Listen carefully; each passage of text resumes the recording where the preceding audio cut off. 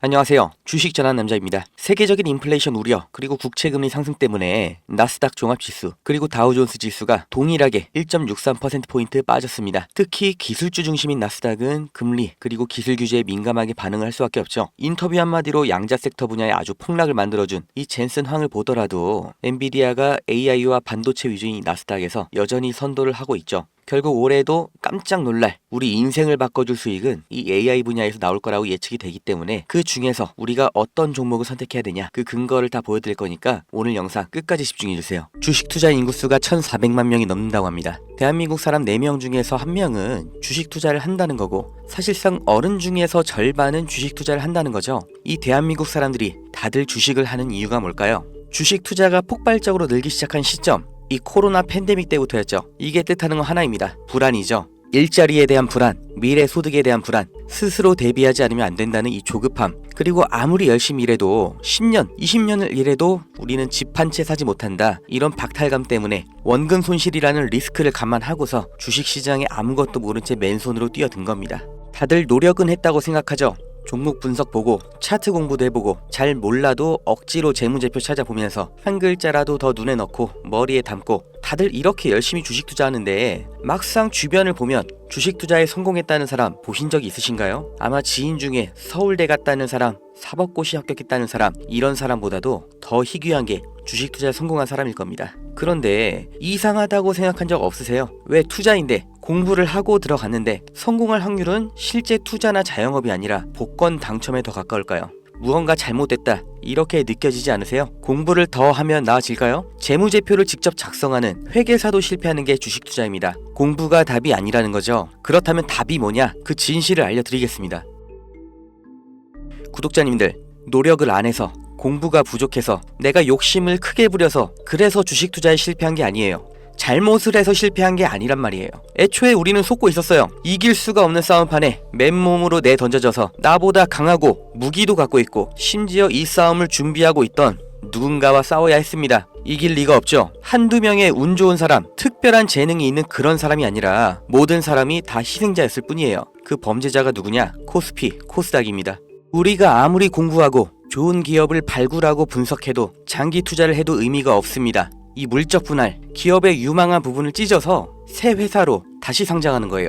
아주 대표적인 게 2020년 LG화학에서 배터리 사업부를 분할해서 LG 에너지 솔루션 설립한 거였죠. 이 배터리, 전기차 시장의 최대 수혜 테마죠. 이 시기 가장 큰 주목을 받고 있었는데 이걸 믿고 LG화학에 투자했던 주주들, 배터리 사업부가 찢겨져 나갔을 때 어떤 보상을 받았나요? 똑같은 사례, 대기업만 해도 줄줄이 있죠.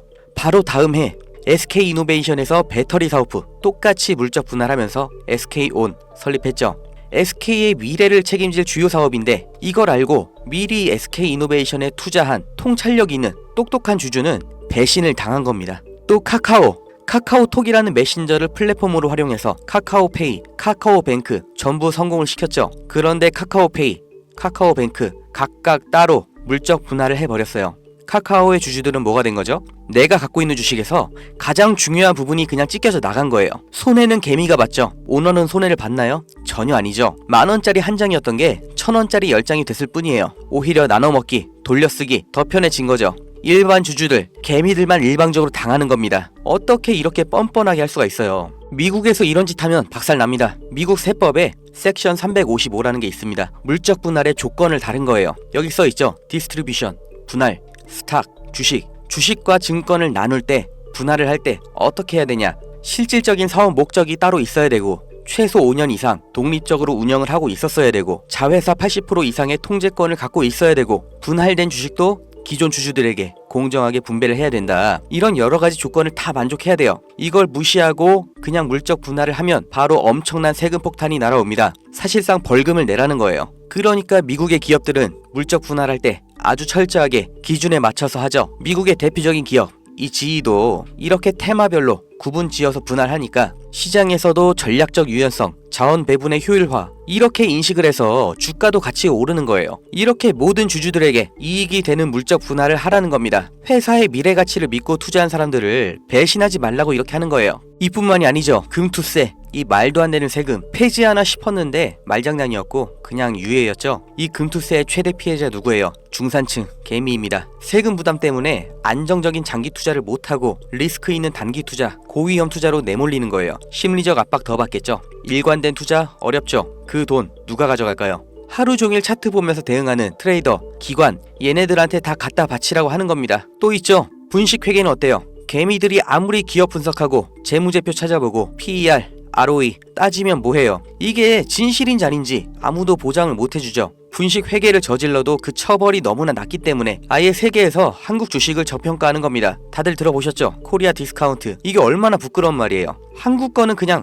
낮춰본다는 거예요. 미국에서 앨런 사태 벌어졌을 때는 CEO가 24년형, 우리나라에서 대우 사태 때는 형 집행정지, 대통령 특별사면, 대한민국의 모든 상장 기업에 세력이 안 붙은 종목이 없다고 하죠. 저라도 돈이 많으면 주식으로 이렇게 장난치겠어요. 무조건 이기는 게임이잖아요. 있는 사람, 가진 사람들끼리 알아서 판 짜서 해먹고 개미들은 아무리 노력해도 결국 당할 수밖에 없는 이 불합리한 콜로세움, 이게 코스피, 코스닥의 정체입니다. 이 짜여진 판에서 개미가 혼자 준비해봤자 그냥 먹잇감이에요. 그럼 우리는 어떻게 해야 되냐? 그 답을 알려드리겠습니다. 들어오세요. 트럼프가 당선 확정되고 제가 무슨 주식을 샀는지, 환율이 1450원 찍으면 제가 무슨 종목 들어갈 건지 이 안에서 다 보여드립니다. 증명은 제가 할 거고 눈으로 보시고 따라오시면 됩니다. 종목 빼가는 유료방 업자인지 구독자님 맞는지 문자로 확인만 할 거고요. 유료 아닙니다. 대가 없습니다. 가입 이런 거 절대 없어요. 그냥 여기 모이세요. 2290-8285 여기로 문자, 아파트 이렇게 남겨주시면 됩니다. 100만원으로 시작해서 아파트까지 가는 기적 제가 보여드릴게요.